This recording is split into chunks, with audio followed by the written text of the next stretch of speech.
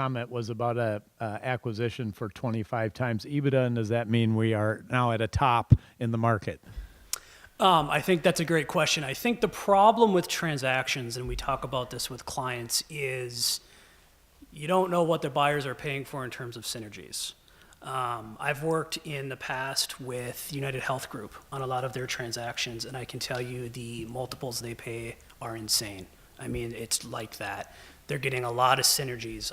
I've seen very scalable businesses, software businesses, very scalable products where you can deploy a product through a sales model and you get a lot of revenue synergies. In those situations, that may actually make sense to that buyer. But I mean, to answer your question, you know, multiples in the public markets are high right now. But when you start talking about transactions, again, it becomes difficult if you're making a decision strictly based on transaction multiples that my business should be worth 25 times EBITDA. Because it's impossible to understand what every buyer will look at. So, you know, when we take the perspective of a market participant. So what is the average buyer going to look at? And those synergies that come into those types of things, that's often drives multiples to be what we see, these insanely high multiples.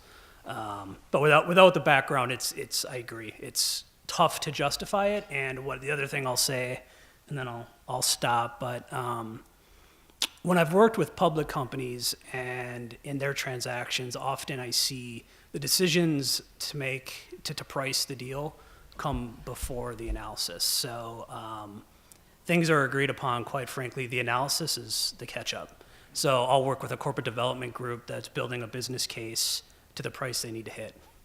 And they'll build synergies, and you can make anything work in an Excel model. Okay.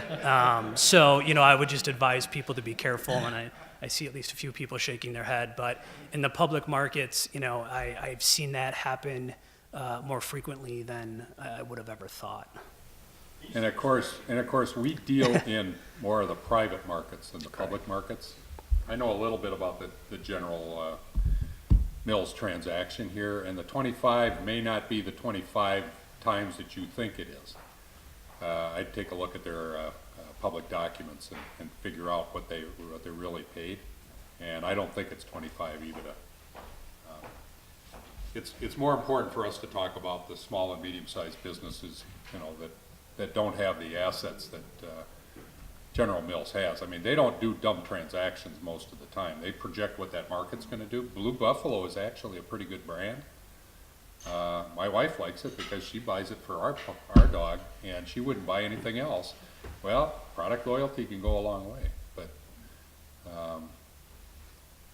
unless you want to, you know, march on Washington and claim that 25-time multiples need to.